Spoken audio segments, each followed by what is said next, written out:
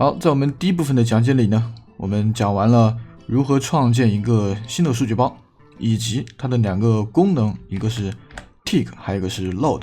那么我们今天接着来讲数据包经常会用的第二个功能合成表。我们上一期结尾本来说要讲一下积分板，对不对？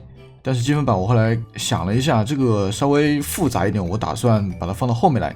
所以今天就先来讲一下这里的合成表。合成表它可以改一些什么内容呢？首先呢，我们来看一下工作台上面的一个合成。这个合成呢，原版看起来也有，对不对？但是这里变成了6个。这个合成表其实是我在 Skyblock 里面找到的这么一个合成表，我直接把它给复制过来了。然后 recipes 这里面是合成表。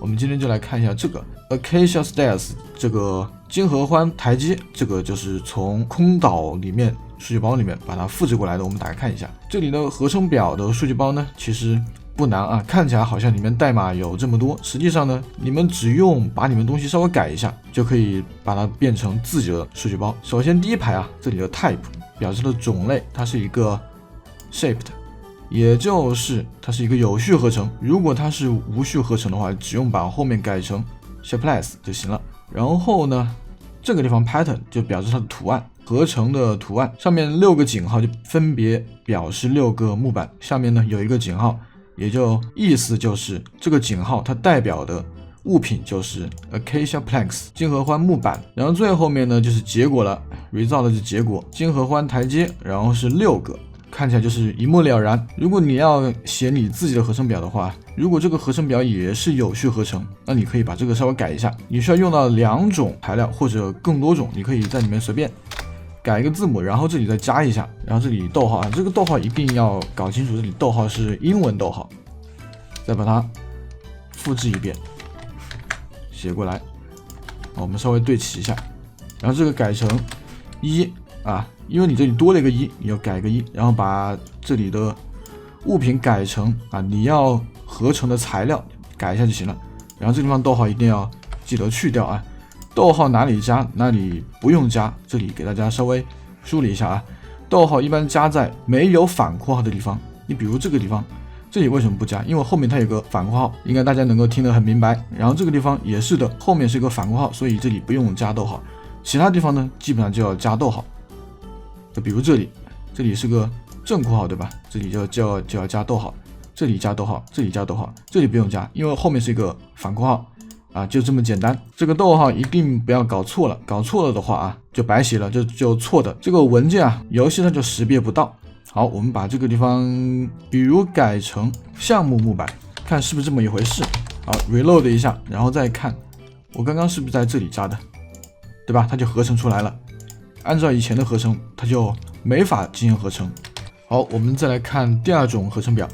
这种合成表呢，是一种无序合成，也就是说它可以任意的放，都能够合成出钻石啊。首先说一下这个文件名，合成配方的这个文件名，大家可以随便命名，但是最好的话啊，还是把它命名成合成出来的产物，这样你也好方便去区分这个文件。那么这里就是我刚刚说到的无序合成。无序合成这里的这个地方就变了啊，这里就不再是 pattern 了，这里是 ingredients， 就是材料，一个泥土在这个地方，然后要用大括号把它给括起来，下面就是结果，一个钻石，这个很简单。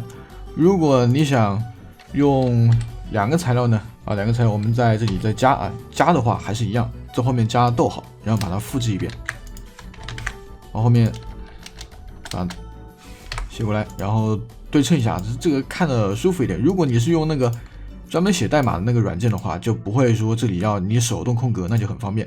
然后这个地方还是跟我刚刚讲的一样，因为后面是一个反括号，所以这个逗号一定要把它给删掉。现在呢，一个无法合成了，2个，它就出来了。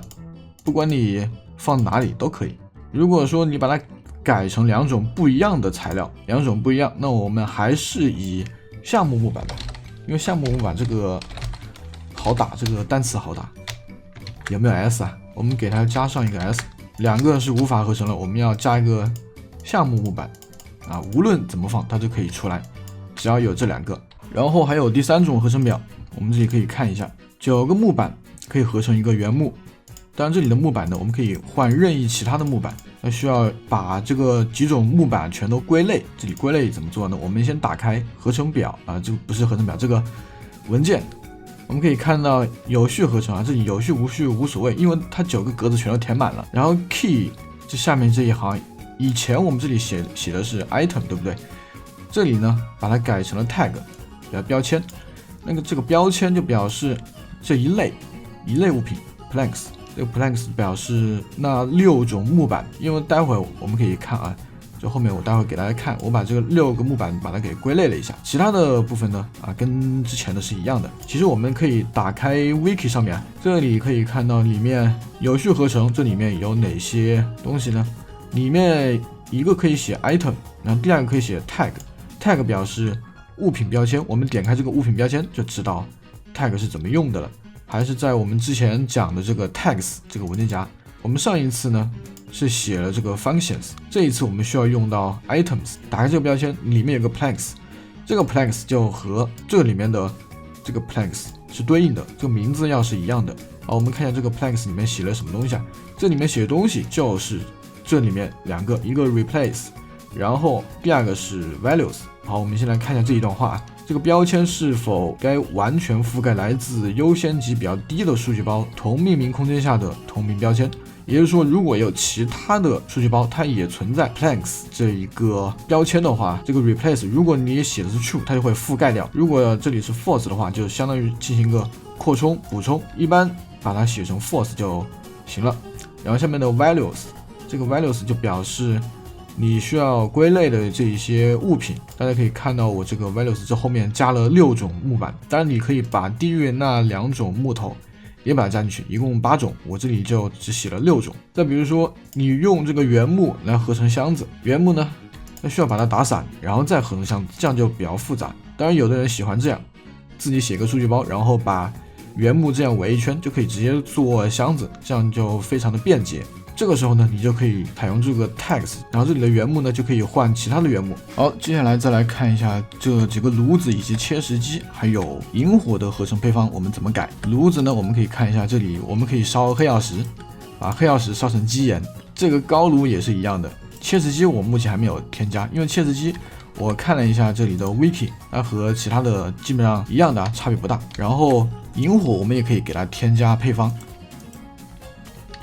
这时候呢，我们可以把黑曜石直接放在上面烤。我们依旧是跳到 recipes 这个文件夹，这里面我给它新建了3个文件夹，分别是这个是表示高炉啊，这个表示引火，这个就是普通的炉子。当然你可以把它直接放到外面来也行，把它丢到外面来也行。当然我们用一个文件夹把它归类一下，这样会看得比较舒服。这个文件夹名字呢，你随便起什么名字都可以，它都能够识别到，除了中文。里面呢，我们看一下，这个是高炉，这个 JSON 文件啊就这么多。然后 type 这个不用我多说，你只用把这后面改成 blasting 啊，这就是高炉。然后这里是 ingredient 材料，这个就是黑曜石了，这个就跟之前写的是一样的。然后后面有个 result， 还有个经验3点经验。cooking time 就是时间，烧制的时间，这里的200表示200T， 然后除以20就是10秒钟。我们来看这个炉子啊，这个是普通的炉子，看起来是不是差不多的，就只改了一下这个 smelting。然后引火呢，这也没什么区别，对吧？就只是把这后面改了，其他的呢也没有什么变化，所以这3个都非常简单。最后一个切石机，我们就直接来看这里的wiki 上面怎么写的啊。我们现场来写一下试一下啊，我们就切基岩吧，我们就不管那么多了，它就少了一个经验啊，没有这个经验，然后 cooking time 也没有，我们一个切4个吧。好，我们把黑曜石丢进来，哎，有了，对不对？一次还可以切4个出来，是不是很逆天？4个，一个切4个。好的，那么这期节目就是这样，我们下期节目继续来讲啊，不出意外应该讲一下积分板吧。行，那我们下期节目再见。